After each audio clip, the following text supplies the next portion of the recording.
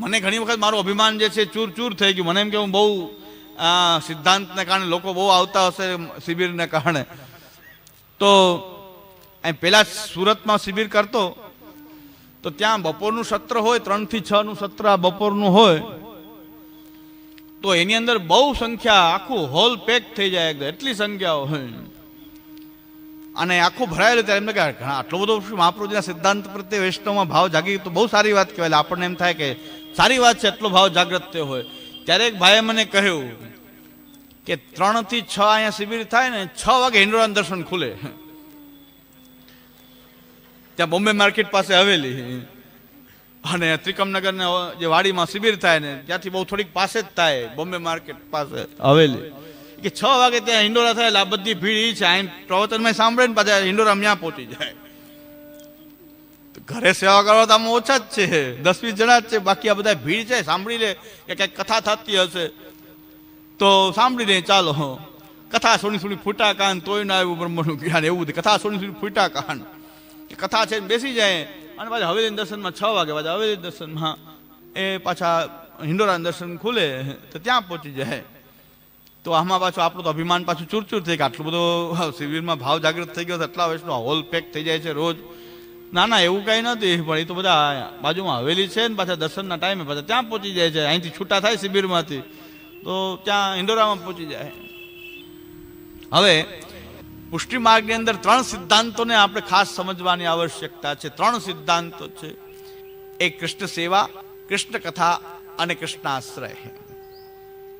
આ 3 જ વસ્તુ છે સમજવાની કે કૃષ્ણાશ્રય, કૃષ્ણ કથા અને કૃષ્ણ સેવા.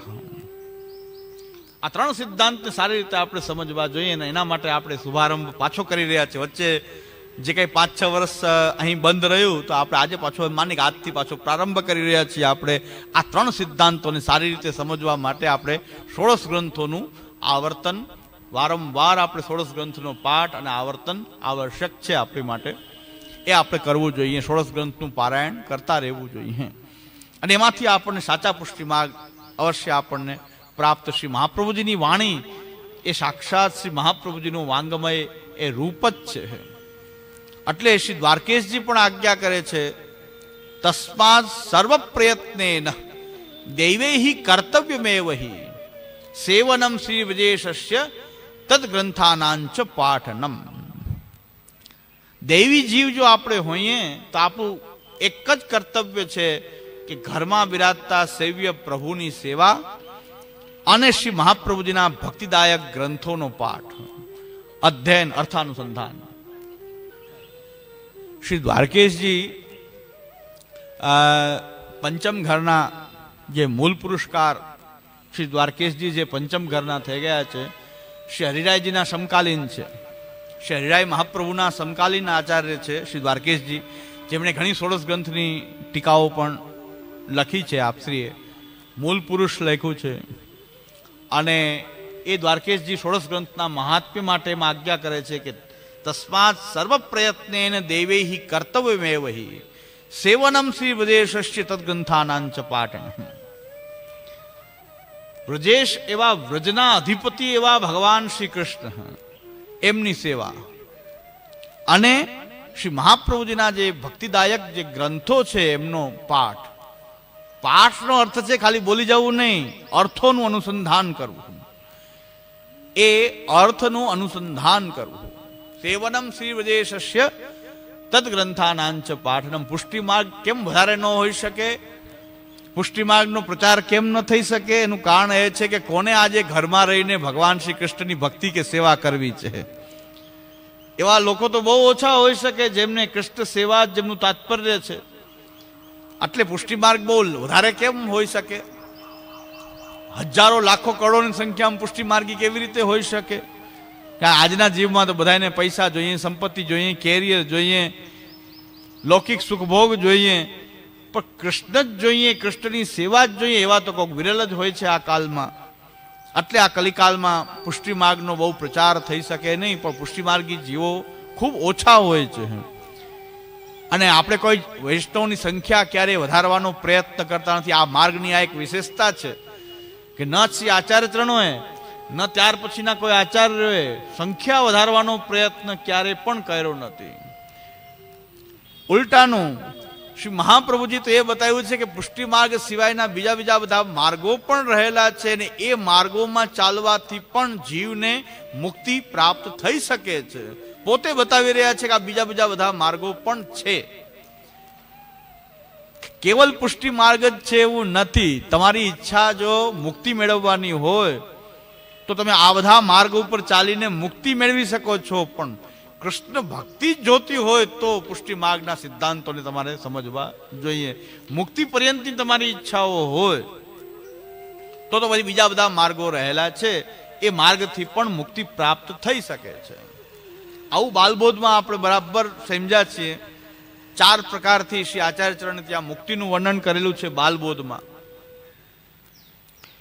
સ્વતોમોક્ષના 2 શાસ્ત્રો દ્વારા સ્વતોમોક્ષની પ્રક્રિયાથી મુક્તિ, યોગ માર્ગ અને સાંખ્ય માર્ગ દ્વારા, અને શિવ ભક્તિ અને વિષ્ણુ ભક્તિ કે શિવની શરણાગતિ કે વિષ્ણુની શરણાગતિથી પણ મુક્તિ પ્રાપ્ત થાય છે.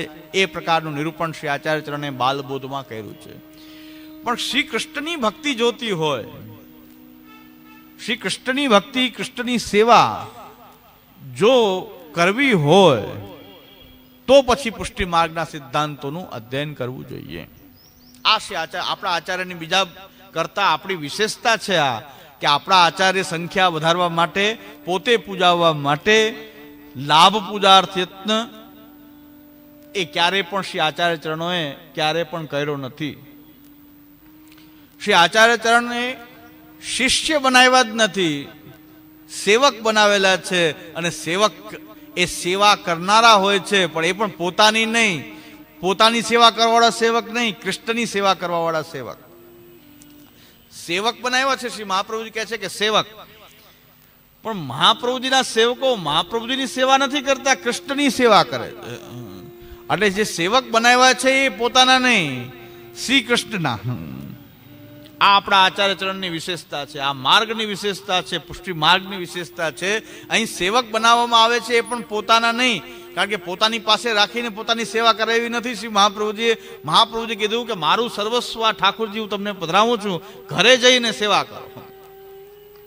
શ્રી મહાપ્રભુજી જો પોતાના સેવક બનાવે તો બધાને પોતાની પાસે રાખે, બધા મારી સેવા કરો, ચરણ દબાવો, બધા મારા જ પગ દબાવો, મારી આગળ પાછળ ફરો, ને છત્ર લઈ લ્યો, ને ચમર લઈ લ્યો, ને એક છડી લઈ લ્યો, એ આગળ સાવધાન કરો, અને અમારી જ સેવા કર્યા કરો. કોઈ પણ રીતે આગળ પાછળ રહીને ચમર ચલાવો ને પંખા ચલાવો. શ્રી મહાપ્રભુજી કીધું આ ઠાકોરજી હું તમને પધરાવું છું, ઘરે જઈને સેવા કરો. મારું સર્વસ્વ આ જ છે. મહાપ્રભુજીએ પોતાનું સર્વસ્વ વૈષ્ણવ પર પધરાવ્યું છે.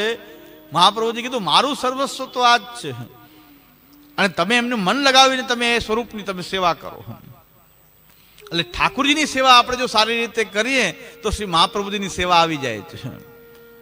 શ્રી મહાપ્રભુજી કહે છે મારી સેવા તો આવી ગઈ. આમ હા, ઠાકોરજીની સેવા કરો તો મહાપ્રભુજી પ્રસન્ન થઈ જાય, કારણ કે મહાપ્રભુજીનું પ્રાકટ્ય જ કૃષ્ણ સેવામાં જીવોને જોડવા માટે છે. એટલે આ માર્ગમાં પ્રવેશ મેળવવો એ પણ બહુ મોટી વાત છે. આપણા એક બાલક થયા પોરબંદરવાળા શ્રી ગોવિંદરાયજી મહારાજશ્રી, નિત્યલીલાસ્થ ગોસ્વામી શ્રી ગોવિંદરાયજી મહારાજશ્રી પોરબંદરવાળા, એમ કહેતા કે બીજા માર્ગમાં બહુ વિકાસ થઈ ગયો છે ને આપણા માર્ગમાં બહુ વિકાસ નથી, ને આપણા માર્ગમાં આ નથી, બીજા માર્ગ એટલા આગળ નીકળી ગયા છે, અને અહીંયા હજારો લોકોની સંખ્યા છે, લાખોની સંખ્યા છે, ને આપણીમાં 2, 5, 10 જણા 20 જણા હોય છે, અને હવે આપણો માર્ગ પાછળ જતો જાય છે. ત્યારે શ્રી ગોવિંદરાયજી મહારાજશ્રી બહુ સરસ આજ્ઞા કરી કે પાનની દુકાનની અંદર એ રોજ 200-500 ગ્રાહક આવી શકે. પાનની દુકાન હોય તો 200-500 ગ્રાહક આવી શકે, કારણ કે 5 રૂપિયાની બીડી લેવી હોય તો અહીંયા ઊભો હોય, અને કાંઈ પૈસા ન હોય એ પાનની દુકાન ઉભીને મેચ જોતો હોય, તો ત્યાં ભીડ હોઈ શકે. 500-1000 માણસોની ભીડ રોજ થઈ શકે ત્યાં પાનની દુકાને, કારણ કે એની કેપેસિટી કેટલી હોય, 10-20 રૂપિયા વાળો જે કેપેસિટી વાળો હોય એ પણ ત્યાં ઊભો હોય, અને સાવ મફત વાળો એ ઊભો હોય, હવે આ મોબાઈલ આવી ગયા એટલે વાંધો નહીં, બાકી તો ટીવી જોવાનું સ્થાન બીજું શું? મેચ આવતો હોય તો ક્યાં જવું? ઘરમાં ટીવી ન હોય તો પાનવાળાની દુકાન ઉભા રહી જાય, ત્યાં ટીવી રાખ્યું હોય તો અહીંયા ઉભા ઉભા બધા ટીવી જોતા, કાંઈ ન લેવું હોય તો ઉભા હોય મફત સાવ. અને શ્રી ગોવિંદરાયજી મહારાજ એમ કે છે, પાનની દુકાન હોય તે 1000 ગ્રાહક રોજ આવી શકે, પણ ઝવેરીની દુકાને મહિનામાં 1 ગ્રાહક આવે. 2-5 લાખ રૂપિયા ખિસ્સામાં હોય ને તો પગથિયું ચડાય. ઝવેરીની દુકાનમાં તો મહિને 1 ગ્રાહક આવે, વાત પૂરી થઈ જાય.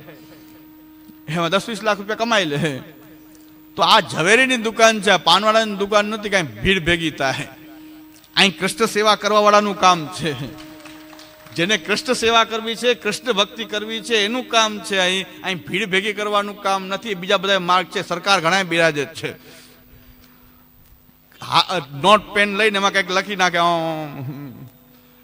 નોટ પેન લઈને કંઈક લખી નાખે, ત્યાં લાખો માણસો એકત્ર થઈ જાય, ચાર્ટર પ્લેનમાં ઉતરે ને આમ કરે. પણ કરે છે શું? ના રામ જાણે ને કૃષ્ણ જાણે ને કાંઈ બોલવું ને કાંઈ ને કાંઈ એ લખી નાખે કંઈક.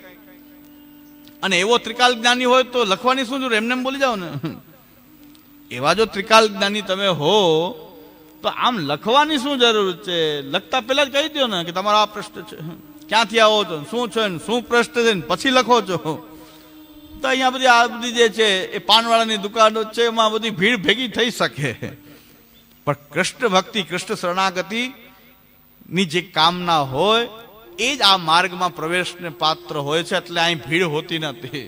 અને હોય તો સમજી લેવું કે પુષ્ટિ માર્ગમાં કાંઈક આમાં ગોટાળો હતો કે આટલા બધા ભેગા કેમ થઈ ગયા, આટલા બધા ભેગા થઈ ગયા કે તો હા લાખો હજારો માણસો ભેગા થાય એ પુષ્ટિ માર્ગમાં બહુ શક્ય નથી.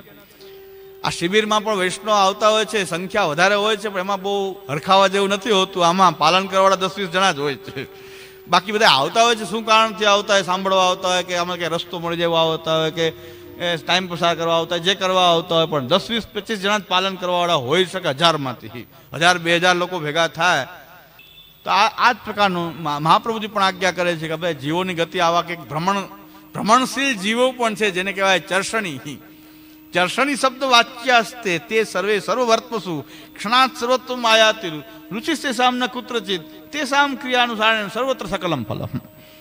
એ પ્રકારના આ ચર્ષણી જીવો પણ હોય છે કે જે બધી જગ્યાએ ભટકતા હોય, બધી જગ્યાએ જાય અને બધી જગ્યાએ એ પાછા અનુકૂળ પણ થઈ જાય.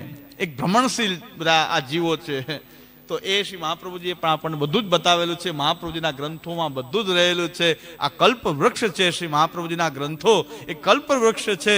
જે કાંઈ પ્રશ્ન હશે એ કલ્પ વૃક્ષ જે છે ભક્તિદાયક, એ જે કાંઈ ભક્તિ સંબંધી કોઈ પણ પ્રશ્ન હશે, શરણાગતિ સંબંધી કોઈ પણ પ્રશ્ન હશે, એનું સાચું માર્ગદર્શન આપનારું આ કલ્પ વૃક્ષ છે. શ્રી મહાપ્રભુજીના ગ્રંથો જે છે એ કલ્પ વૃક્ષ સમાન છે. અને એ મહાપ્રભુજીના માર્ગમાં પ્રવેશ જે છે આ શરણાગતિથી થાય છે. એટલે આપણે શરણાગતિનું ચિંતન કરીએ છીએ. કંઈક માર્ગ આવો દિવ્ય છે, આચાર્ય આવા દિવ્ય છે, આવા મહાન આચાર્ય છે. એ મહાન આચાર્યનો આવો મહાન આ માર્ગ છે, એમાં આપણે પ્રવેશ થઈ રહ્યા છીએ. તો પ્રથમ જે છે સિદ્ધાંત જે છે એ શરણાગતિનો એ સિદ્ધાંત છે. અને આપણા માર્ગની અંદર જે શરણાગતિનો જે સિદ્ધાંત કહેવામાં આવ્યો છે એ સિદ્ધાંત વેદમાં પણ એ પ્રતિપાદિત સિદ્ધાંત છે. અને ગુરુનું પહેલું કર્તવ્ય, શિષ્યનું તો કર્તવ્ય શરણાગતિ પ્રાપ્ત થાય છે, પણ ગુરુનું પહેલું કર્તવ્ય છે કે પોતે ભગવાનનો શરણાગત હોય અને એ પોતાની પાસે આવનારો જે કોઈ શિષ્ય છે એને ભગવાનની શરણાગતિ માટે એને પ્રેરિત કરે. અહીં ગુરુને પોતે પૂજાવાનું નથી, પણ ગુરુ જે છે એ ભગવાન પ્રત્યે પ્રેરિત કરે. ગુરુનું કર્તવ્ય છે કે ભગવાન શ્રી કૃષ્ણ પરમ બ્રહ્મ પરમાત્મા શ્રી કૃષ્ણની શરણાગતિ માટે પ્રેરણા આપે. કોઈ પણ ગુરુની પાસે આવે તો ગુરુનું કર્તવ્ય છે કે તમે ભગવાન શ્રી કૃષ્ણની શરણમાં જાઓ, એની શરણમાં રહો, એ શરણાગતિનું મહાત્મ્ય સમજાવે. એ આ માર્ગના ગુરુનું પહેલું કર્તવ્ય છે. એમ શ્રી ગોપીનાથજી આજ્ઞા કરે છે સાધન દીપિકામાં. શ્રી ગોપીનાથજી આજ્ઞા કરે છે કે ગુરુનું પહેલું કર્તવ્ય તો એ છે કે શરણાગતિ માટે એ પોતાના શિષ્યને સેવકને ભગવાનની શરણાગતિ માટે પ્રેરિત કરે. એને શરણાગતિનું મહાત્મ્ય સમજાવે, ભગવાનનું મહાત્મ્ય સમજાવે અને ભગવાનની શરણમાં રહેવાની અન્યાશ્રય ત્યાગ પૂર્વક ભગવાનના શરણમાં રહેવાની એ પ્રેરણા આપે. એના માટે શ્રી ગોપીનાથજી આજ્ઞા કરે છે કે ગુરુનું પહેલું કર્તવ્ય છે કે સૌથી પહેલા શિષ્યને ભગવાનની શરણાગતિ માટે પ્રેરણા આપે. અત્યારે ગુરુપદનો પણ રાફડો ફાટ્યો છે. બધા જ ગુરુ બની રહ્યા છે અને બધા એમ માને કે આ અમારો ગુરુ ચમત્કારિક છે, આ ચમત્કારિક, આ ચમત્કાર કર્યો, આ ગુરુએ આ ચમત્કાર કર્યો, આ ભભૂતિ આપી રહ્યા છે, આ પ્રશ્નનો જવાબ આપી રહ્યા છે, ભૂત કાઢી રહ્યા છે, ધૂણાવી રહ્યા છે, તો આ બધા ગુરુ થઈ જાય કે નહીં નહીં નહીં. ગુરુનું કર્તવ્ય તો એક જ છે કે ભગવાનની શરણની પ્રેરણા આપે, ભગવાનની શરણાગતિની પ્રેરણા આપે. ગુરુનું આ પ્રથમ કર્તવ્ય છે કે તમારે મારી શરણમાં રહેવાનું નથી, ભગવાનની શરણાગતિ કરવાની છે, ભગવાનને બતાવ.